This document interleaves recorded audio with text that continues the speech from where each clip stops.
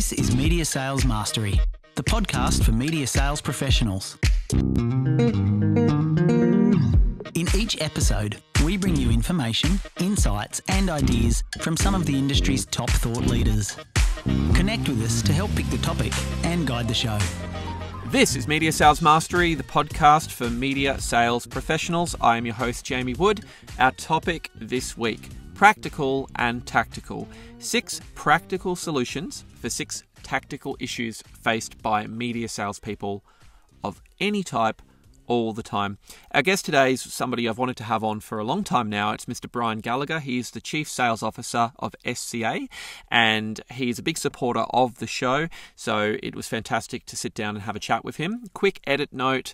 Unfortunately, I did record this one remotely after a big travel week. My headset malfunctioned, and this audio from my side is actually the backup audio I recorded. So it is still listenable, but it's not up to the standard I would normally want to set for the show. So apologies, that will be rectified before the next pod.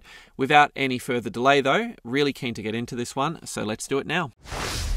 The first 5. Brian, welcome to the podcast. Thanks for having me, Jamie. Looking forward to getting into it. You're kind of in one of the bigger media gigs in Australia in terms of running a big sales team. Tell us a bit about your role as Chief Sales Officer of SCA and your media career to date. It's been quite a journey. I actually started in the media in Newcastle at NBN Television when it was the single commercial service, looking after the Newcastle and Hunter region. That was 1987. So that was quite a while ago, and I planned to sort of hop in and out of that while I was pursuing other interests, and never hopped out. So it's been a long-term career, as it turns out, and mostly in broadcast media and television. And there's a bit of a stint in the middle around television production, branded content, and a few other little side roads that I took that were really quite enjoyable. And so it's ended up being quite a varied career, and worked for a lot of interesting people. And most recently, over the course of the last 8 years, I've had the privilege of being Chief Sales Officer here at Southern Cross Austereo, and in that time, we've just completely changed the shape of the business. It's been really interesting. It's a content business, which is what I like. We make a ton of content in the audio space, a little bits and pieces in the video space, but obviously predominantly an audio/radio business. And it's been really interesting observing the power of local content and how meaningful it is, especially over the last few years where we've had such difficult times in all of our communities, and radio, it's just gone from strength to strength. And then over the course of the last sort of several years, we've launched a new digital audio brand to try to be super competitive in the digital space, and that's been landing just beautifully. And we've established a new brand on the Australian media landscape, which is Listener. So that's been exhausting, fascinating, fabulous, and rewarding. So it's been really good. I mean, the key part of this business for me is it's like everything else in the media. It's essentially a people business, and there's close to 700 people in my team. So that's quite a big responsibility that I don't take lightly. And I've gotten to a stage in my career now where, for me, the most enjoyable parts of it are actually the development and mentoring of younger executives coming through, and get a lot of enjoyment out of that. So it's it used to be all about just the deal. Now it's probably a little bit more about the people than it used to be. But yeah, it's been quite a long time, Jamie. I got two things we need to park in this convo. One, I used to live in the Hunter myself. I was in Curry for a little while. Oh, yeah. And 2, I've got to make sure we get this podcast onto the Listener platform too, because as I understand it, that thing is growing at a frenetic pace, which is very exciting. Might have some influence there. So that point you made around having 700 people in the sales team, spanning across obviously like metro, provincial, and regional markets. Looking across the variability of that, so you've got different markets. You've got people selling into agency, boutique, independent agency, direct sales, selling across legacy and emerging media platforms. I guess you've got a really good perspective here, and I suppose this podcast is trying to kind of speak to people in media sales of all types. Are there some issues that are just universal to those of us selling media? Like, are there some common challenges that are, very much not specific to any one of these disciplines, but just are something that your entire sales team are confronted with in the current market? This is going to sound really basic, but the common thread right across this business and every other media business in the country is sales teams where you get to a point in time where there are people, they can be the most successful salespeople, they can be very comfortable in their own skin, but generationally coming through, absolute fear of picking up the phone and engaging with a person on the other end. The level of comfort with being able to write a lovely email, send an IM, talk to somebody in a sort of an electronic format, a digital format, giving way to a complete and utter lack of confidence around standing in front of somebody and having an actual conversation about a piece of business. It's a killer in terms of our ability to grow and compete with international tech firms who do most of their trading online. We've got a massive benefit as Australian local media companies, local content producers and distributors, in that we've got the luxury of having people on the front line. We've just got to make sure that we skill these guys up to be able to just pick up the phone and go forward or stand in front of people and present and pitch and you've talked a lot in your series on LinkedIn. I've seen about skills and the importance of understanding what a client needs and where you sit in the mix and all those sort of skills which we should all have. But I think the one thing that's dialed way too far down is courage.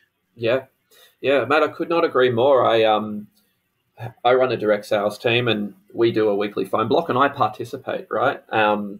Because cold calling is a skill that is increasingly rare, right? And I'm not, and to your fantastic point, not people who are exceptionally good at cold calls and can make 5 calls and convert 3 meetings. It's the people who just have the ability to pick up the phone and do the dial.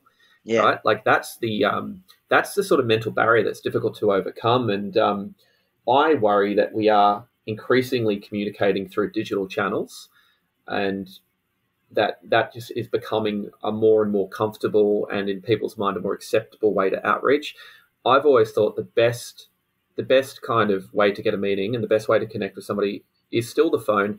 The other things like LinkedIn messages, like emails, they can work in a sequence. Yeah. But they're like they're an entree. They're not the main meal, to use a really rough analogy. Use those tools to soften things up. And so it's not, and turn a potentially, back in the day, what would have been a cold call into a warm call. At least the person's expecting you, knows you, has an understanding of where you're at, and is probably prepared to engage with you warmly, as opposed to you having to explain yourself. So all those tools are fantastic. It's like the introduction of, Chat GPT and a whole bunch of creatives sort of having fear that, their core skill is going to disappear, and become a Microsoft app. Well, no, those tasks that are more, time-consuming, onerous, small, out of the way, so that you can concentrate on the bigger issues, the higher-end creative, the real storytelling. All of these tools are there to help you be better at what it is you have to do at the core, not replace what you do at the core. Yeah. But we've got a generational issue of people who have allowed devices to, replace functions that they need to be better at themselves. So I think that's the one thing that's common across all. I think. I would wholeheartedly agree, mate. Well, this is sort of a good thing to kick off, because we're going to jump into the main topic. Media Sales Mastery. the big thing that I thought would be worthwhile doing today is, rather than you and I trying to talk like high level strategy and what's going on in the economy and all this kind of stuff, which probably occupies most of your time, I would imagine, I wanted to get right into the weeds here, because you've got a unique perspective across the Australian media landscape, across a whole different types of customer profiles, a whole different range of media sales professionals. And so the idea here is called practical and tactical. What we want to do is look at 6 relatively common universal scenarios that your average media sales professional is likely to encounter. And what I wanted to do is just throw a scenario at you. And I know that this is sort of unfiltered and you're a bit on the fly here, but I thought what you and I could do is then sort of unpack this and offer some really kind of quick tactical advice for what might be a way forward when confronted with that particular challenge and or issue and or opportunity, if you want to phrase it that way. So what do you reckon? Shall we just launch in? Let's get into it. All right, here's one. So you're a media sales professional. You've just returned back from 4 weeks of annual leave, and hopefully you were able to leave the country, go on a big break. You've been off the grid. What you've returned to is 50% to your monthly target and 0 pipeline. What does Brian Gallagher do in that scenario? Well, first of all, it wouldn't be me, and second of all, you'd be a rookie, not a media sales professional, because there's no world in which a media sales professional lives in where they go off for 4 weeks leave without a pipeline plan in place. Just because once you get back, it's too late. I mean, we live in the ultimate perishable commodity here. As each day ticks by, that's it. So if you're going to be taking 4 weeks of annual leave, as I just recently did over Christmas, these are the things that you need to think about. You don't go on 4 weeks annual leave in peak selling period. That's that. I mean, if calendar Q4, October through December, is your peak period for selling, and you're going on holidays for a month in July or August, you're going to have problems. Yeah. So you really got to plan. You got to plan that time about when you go. So that's the first thing. Second of all, we don't work and live in vacuums in our companies. We've got people around us, people within your own team who can step up to take care of pipeline in your absence. You've got senior leaders in other teams around your business that are going to keep an eye out on your patch while you're away. So for me, the answer to the question is really about pre-planning. Because if you don't pre-plan when you're going to be out of the office for 4 weeks, you will come back to pipeline issues. And in that moment, there's very little tactics available to you to resolve it, outside of doing things that are probably off policy in your business, like encouraging people to sort of give you money back when they've already invested it in rival media companies is always there are ugly levers to pull there. And increasingly, once money's invested, it's impossible to pull it back to you. So the answer to that question is really all about pre-planning and setting things up. Yeah, such a good call. I think the other thing, mate, and this is probably a contentious topic of discussion here, but I'm going to say it, right? The one thing that people do say about media sales is you have to look at it from the perspective of running a business within a business. If you look at it like you're an employee, and if you look at it like you go, I come in and I do my 9 to 5 or my 8:30 to 5, I take my hour lunch break, I take my 4 weeks leave, you're maybe missing the point of what the role actually is and what it requires of somebody. That type of flexibility, those types of roles are absolutely available in the media industry. It's probably more of a back of house role than a frontline seller. And I don't want to suggest that people should be working ridiculous hours or should be depriving themselves of their leave. But what I'm suggesting is that if you were running a small to medium business, the way that you would have to run that business would be very different to just logging 4 weeks of leave and going off. Yeah, look, attitudinally, kind of culturally, I've got tiny issue with that. Yep. Because we're big corporations, we make profits, we pay dividends to shareholders. And so I think there is actually a responsibility for us to create working environments.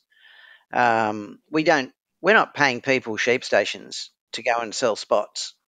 We're paying them good wages. The ones that work well and really overachieve, get paid exceptionally well in commissions for the great work they do. And I think when you're in that space of, that's where that small business operator mentality comes into play, when there's something tangible in the reward space for you. Absolutely. Now, I think too often what happens, and you especially get this with the entry level positions, where there's this kind of unstated, tacit expectation that you're going to do whatever it takes for you to do, no matter how. If we should have 10 of you, we've got 5 of you, but you're going to do the work of 10 men, because if you don't do the work of 10 men, you're not going to get that next promotion. That's the bit I absolutely can't abide. Yeah. That's we're big enough corporations to be able to populate our workforce in the right manner, to have those coordination positions, those account coordinator roles, sufficiently populated to support their account management I teams. completely agree. Yeah. And if the account managers are going to be perhaps rewarded for additional commission by going the extra yard, by all means, they should. That is what they're being paid to go the extra yard to do what they have to do. So I think there is a bit of a kind of a hard work always gets rewarded eventually, and there are people that don't want that reward. They want to have that 9 to 5 job, and there are places for them in our organisations. Couldn't agree more. And I think particularly you have people who do see the coordination role as a pathway to media sales. Yeah. But conversely, you have a lot of people who, if you put the demands and the expectations on them, you're going to burn through them, and you're going to have this cycle of every 2 years you have to reset this entire pool of talent. It's a real missed opportunity. Yeah, sadly, we're in that now. And it's everybody across the media sector is feeling additional pressure at the moment. Everybody's working way harder than they were several years ago at every level of the business. And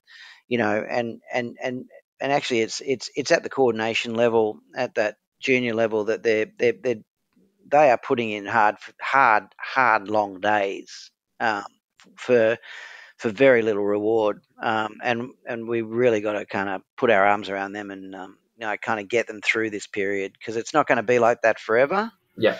And I think as the market starts to pick up later this year, hopefully they can look forward to sort of better times. Yeah, I agree, and I think they certainly don't get the social currency they deserve. So if you're a frontline seller and you've got a coordinator, that is good.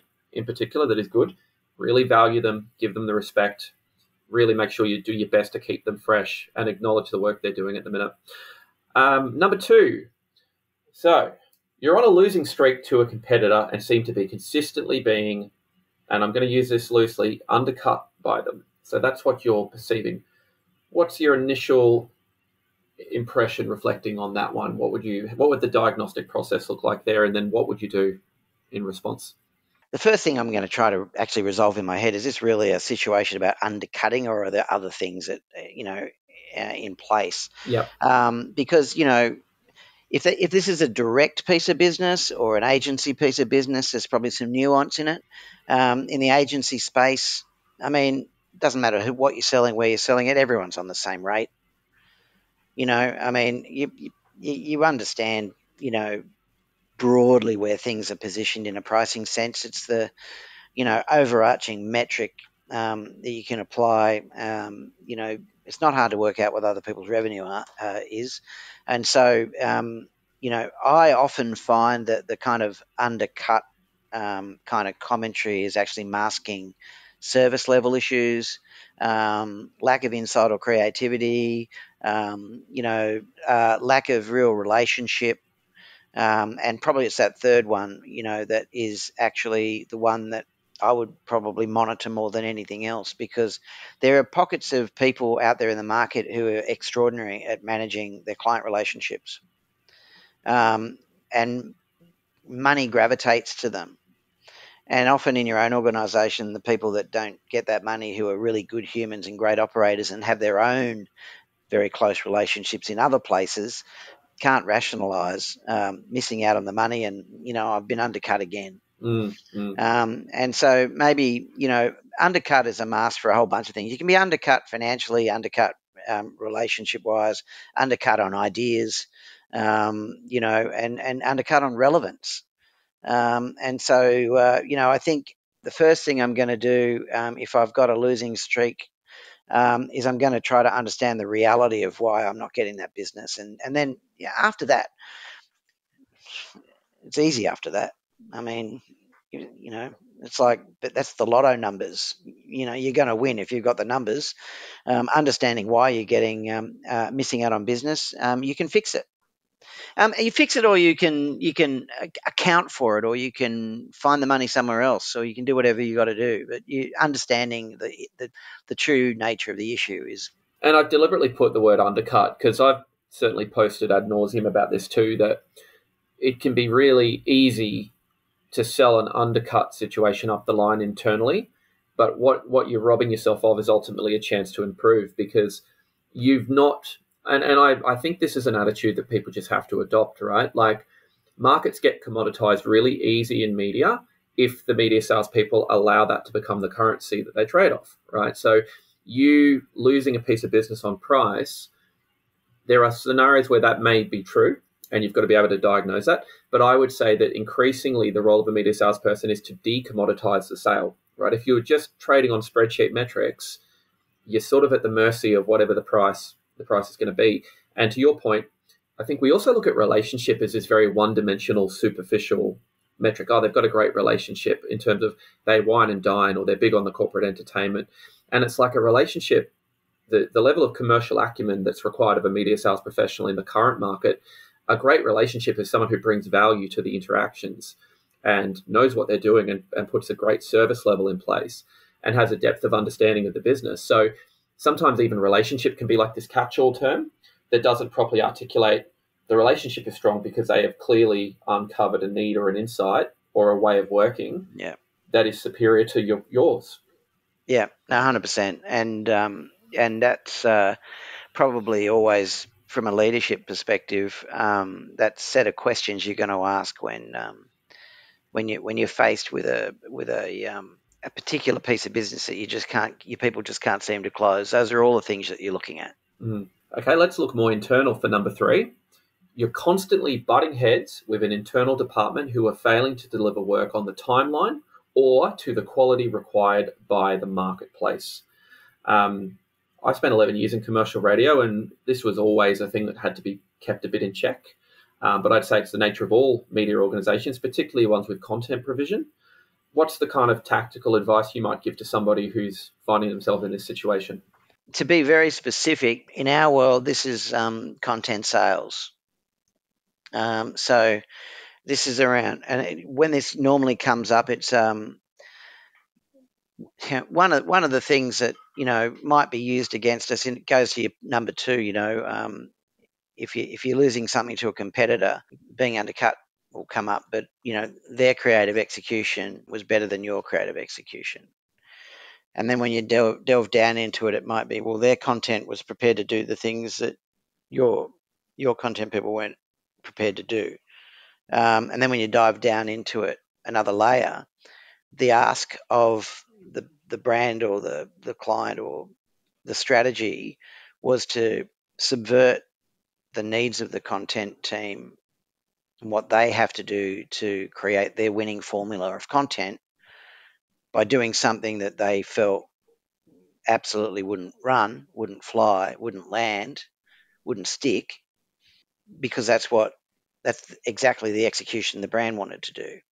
So quite often this butting of heads for us will be, where the content team quite reasonably will say, we really want to respond to this brief, but it has to be reframed, because we can see where they want to go with their brand. We can see what they want to do with their proposition, but we can't do what they want to do because it's not on format for us. And so the solution for us in that is kind of twofold in the way we deal with it. One is that we try to broaden the scope of the creative utilization of audio outside of some of the integration plays, and kind of bring into play a whole bunch of other assets that are able to be manipulated or produced or disseminated absolutely on point with the way the client wants to do it without like integrating into the fabric of a Yeah, content. Yeah. yeah, without taking that way, and making sure that it does demonstrate value and impact and all the rest of it.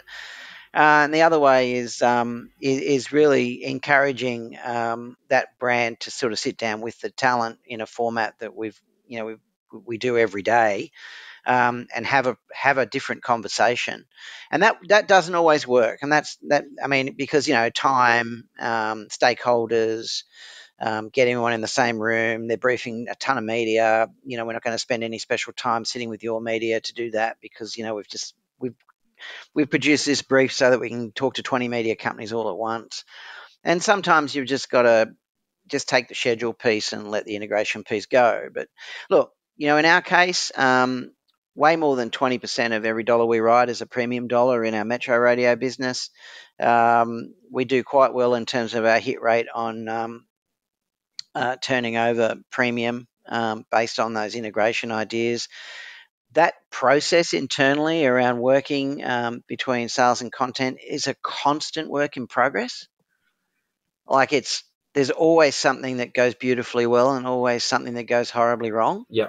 And so the actual answer to your question is making sure that you've got the connectivity between your departments to have whatever conversation needs to be had whenever is required to be had. You've got to have open, honest dialogue, and all of that goes back to solid culture, and having an environment where people can communicate openly and honestly and not feel that they're going to get in the shit because of it. And that's the same whether it's us, whether it's sales and finance, or whether it's an operational thing, or whether it's finance and operations, or whatever it is. Wherever you've got a lack of good quality communication styles, you're going to always be butting head for no reason. Yeah, and I think that's the thing that's always really important as a reframe too, is often this can manifest as interpersonal conflict when it's actually not that. So you can start getting frustrated going, this department doesn't understand the pressure of revenue, this department doesn't understand how hard this job is. These guys are overtly working against the revenue function of the business, and it's really easy to just kind of make it feel like a personal thing, when ultimately what it almost in 99% of cases comes down to is process conflict. There's a set of KPIs and objectives that this function has that are sacrosanct. They might be somewhat at odds with yours. Yeah. And the only way to address that is to actually call it out unemotionally as process conflict. But that requires empathy and patience and understanding, rather than getting a department to bend to your will in the name of revenue. Look, the core of it in that sort of sales content conflict is protecting our ratings positions. Yeah. That's the core of it. Now, there's another sort of layer of it, which is, in order to protect our ratings potential, we've got to protect our talent from doing, things that don't land, and that then it becomes a very personal issue, and goes straight to KPIs, which is impersonal. But one of the things I always sort of try to reinforce with sales teams is that we can always go out and get another dollar. It's way harder to once we've done something to sort of undermine the creative process. It's really hard to unbundle that. So we've got to respect the creative process and respect the talent and how they go about their business. And if you go forward through that lens, you generally find you can figure things out. There's a saying, I've not worked at SCA, but there's a saying from people I know who used to work there back in the day. I'm not sure if it's still around, but I thought it really articulated this whole ethos beautifully, which was never lose a client, never lose a listener, as a little bit of a mission statement. And I just think that so perfectly articulates the push and pull, particularly in a radio business. Yeah. And the split objectives and split focus that are always at odds with one another.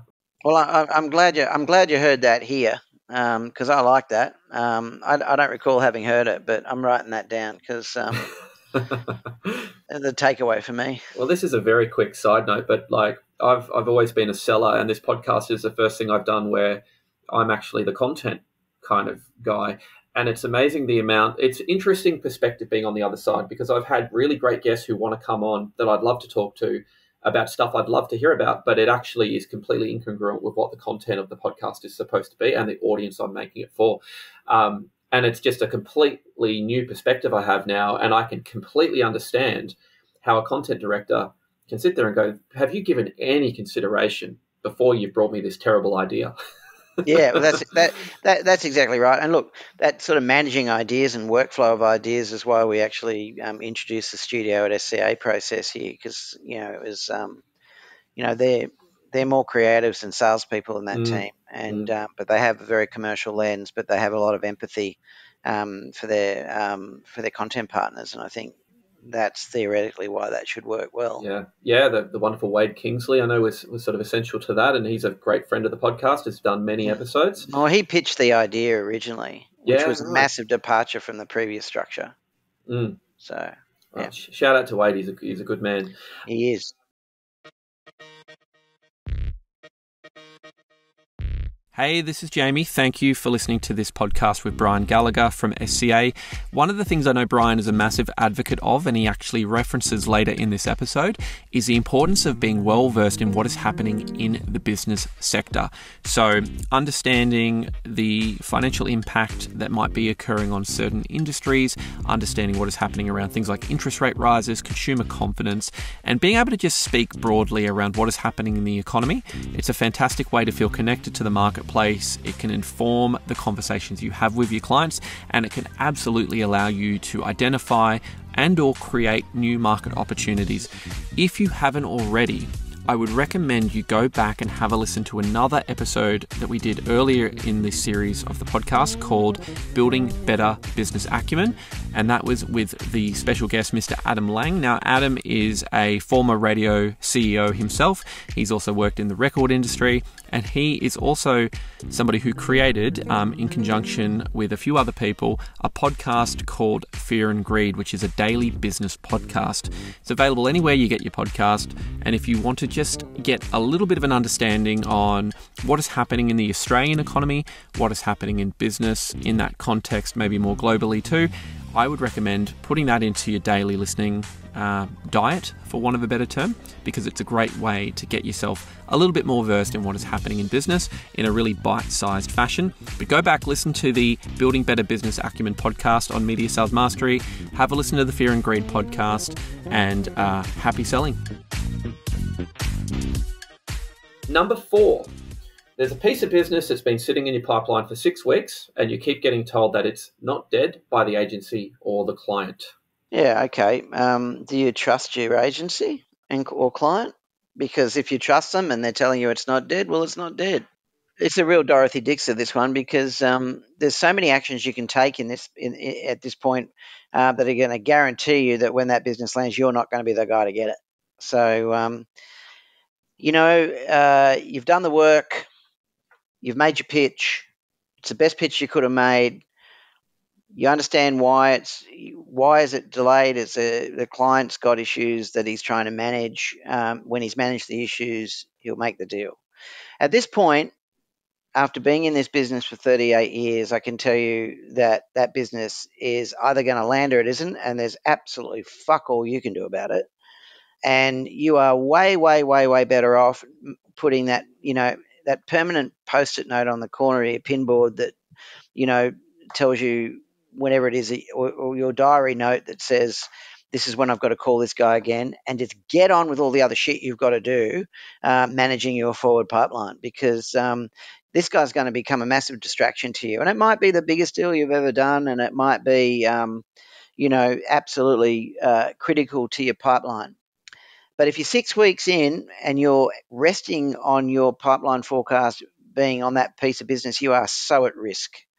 And after 6 weeks, quite frankly, you should have already within your patch replaced any need for that business, so that when it lands, if it lands, it's cream.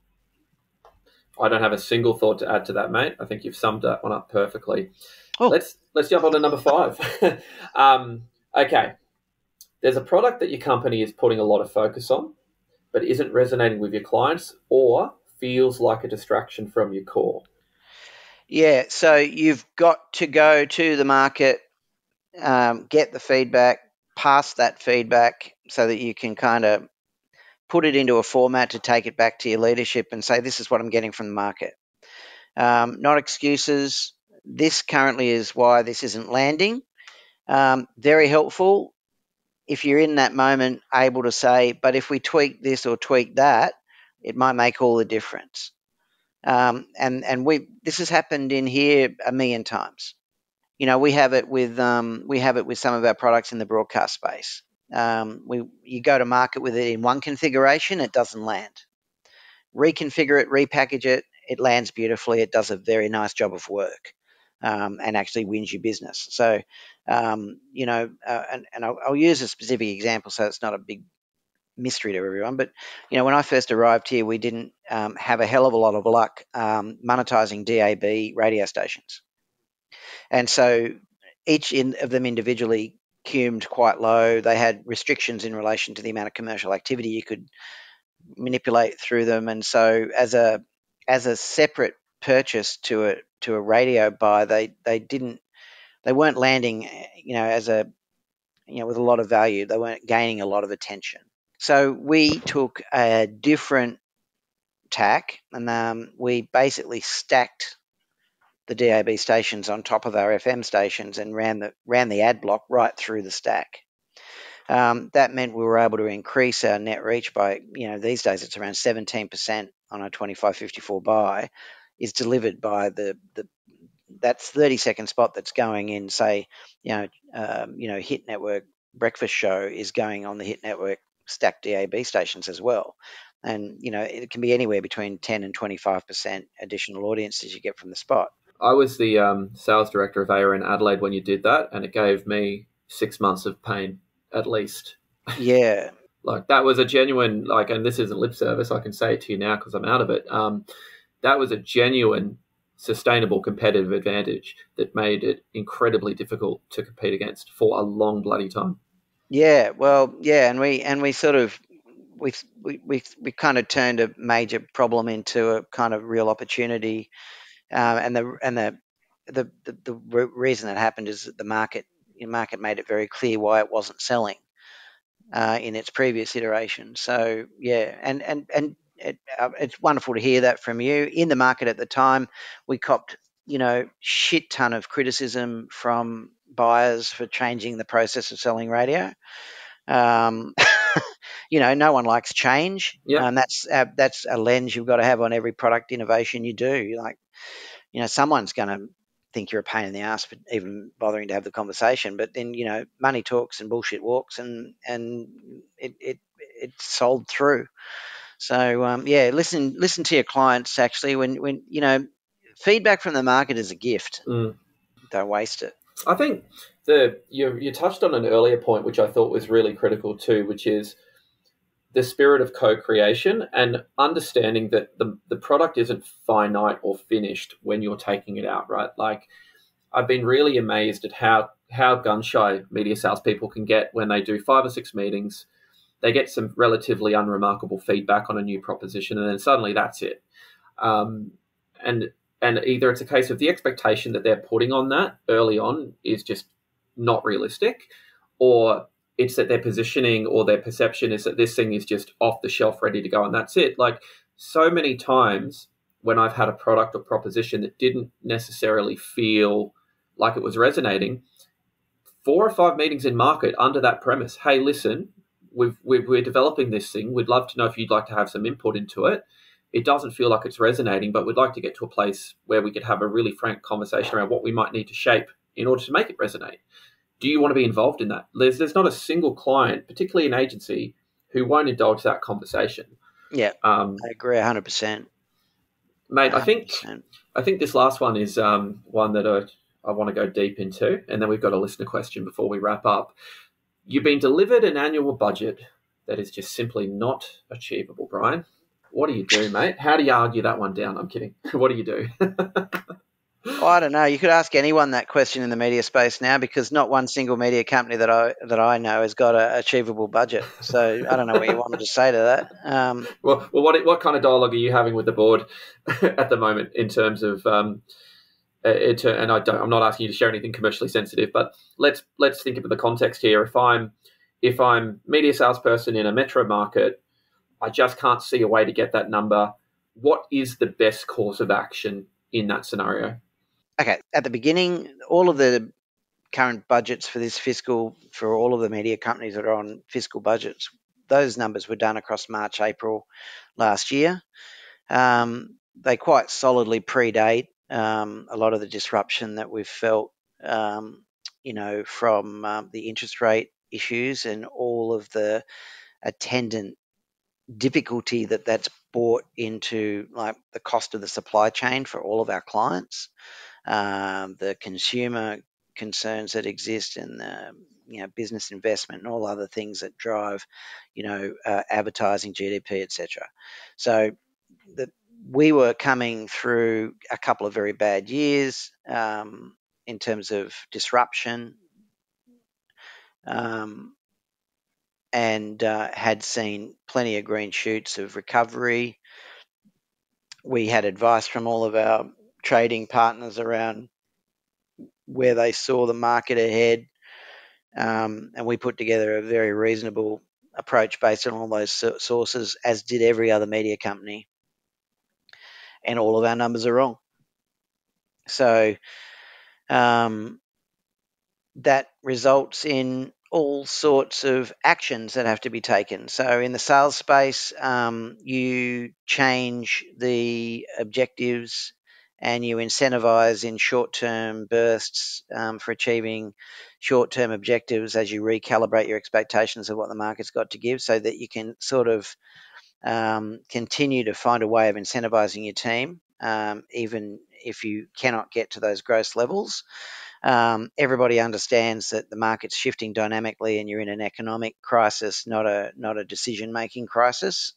And so you just have to deal accordingly, and other things happen as well. So you put a cap on your expenses, and you don't go crazy, and you're not hiring tons of new people, and you're doing things that are sensible. You should protect the bottom line, and pretty much everything I'm saying right now is happening everywhere.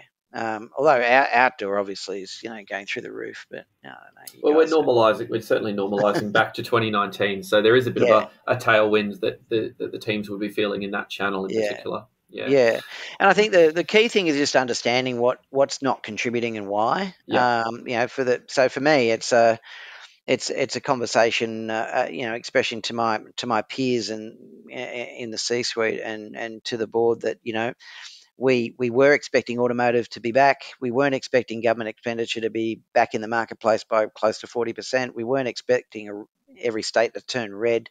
We weren't expecting even which means you've got a sort of state government expenditure hole. Then you've got automotive brand not quite coming back as it was supposed to. Then you've got building, construction, finance, and insurance as categories just all half of what they were.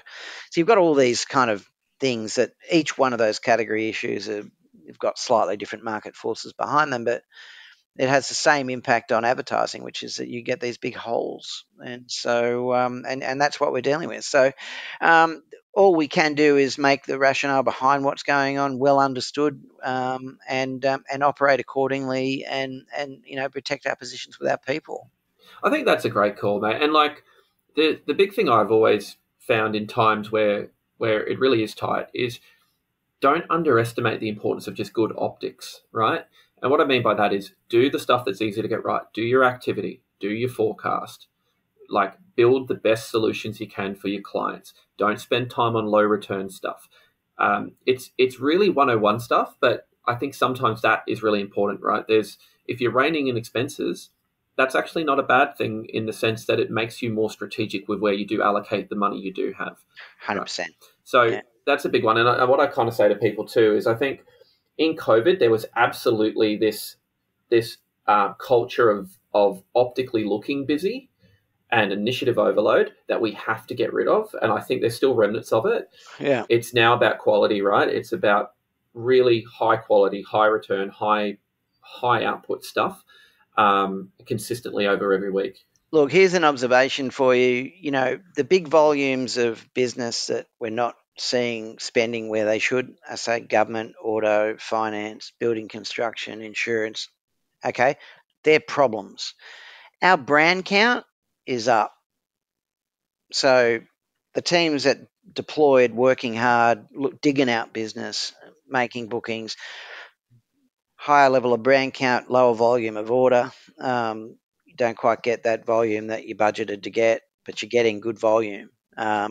What's actually really interesting about that is that when the market starts to sort of turn up, all of that building block Organic growth, work yeah. means that you pop way faster as you exit. So as the market starts to pick up or rolls over its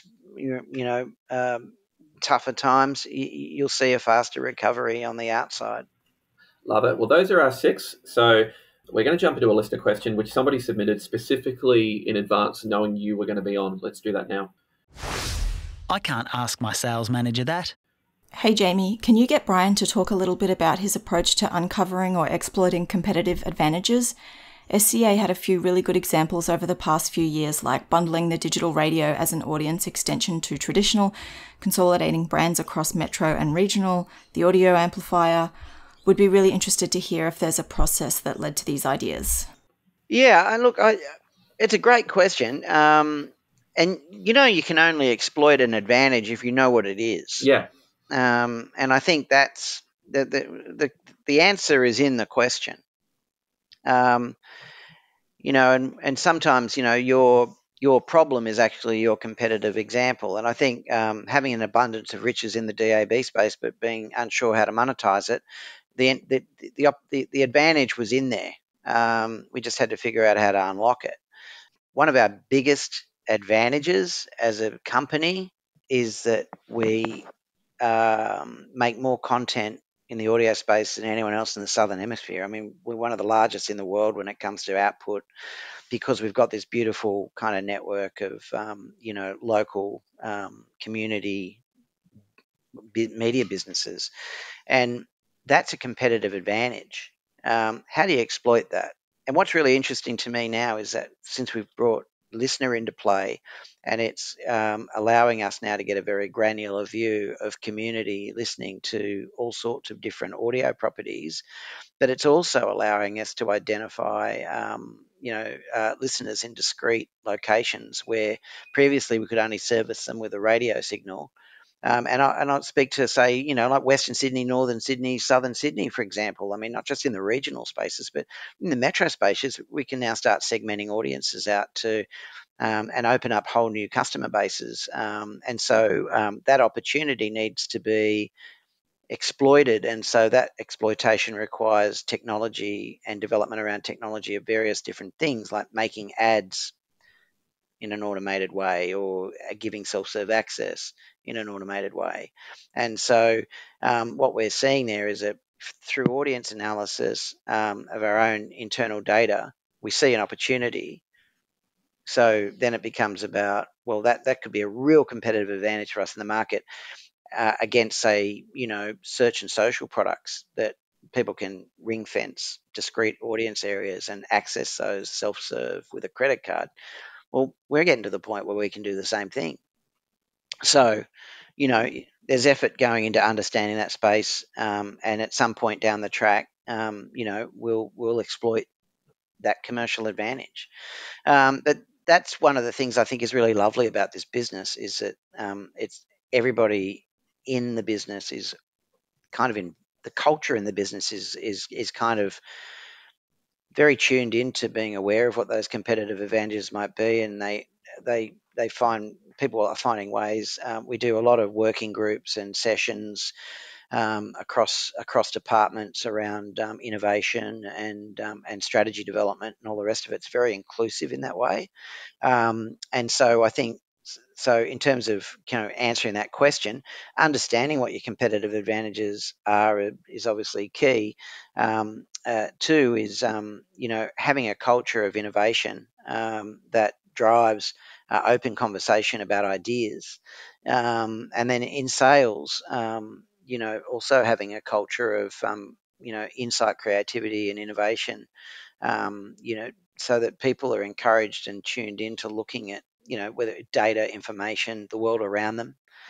I mean, one of the things that I talk about all the time with teams, sales teams, is situational awareness. If you walk into a sales team now and get a genuine response to the question, how many of you people in the room today started your day by absolutely diving into the news cycle? And how many of you dived into the business news cycle? 1 in 10 might be the honest answer. And, how can you tell what your advantages are if you don't know what's happening in the world around you? And I think from a media sales professional perspective, if you're not spending half an hour every morning diving into the business news cycle and the world news cycle and understanding the world around you, you're not set up for success in that space. You're not going to know when to press play on that idea because you're dealing with day-to-day, immediate, brief response issues. Not actually. I wonder what this rising interest rate means to the expenditure in advertising from the finance sector. Given I've got 5 finance clients in my portfolio, maybe I should seek to figure that out and work out how I can help. I was driving my guys crazy over COVID. As we were coming out of COVID and people were coming back to work, I kept driving my team crazy to talk to the New South Wales government about running an advertising campaign to get people back on the buses and trains. And I thought it was a really good idea at the time, but and I thought, be so good because everybody was in their cars, and the city was about a half full, but the freeway on the way in had 10 times more traffic on it than it should have.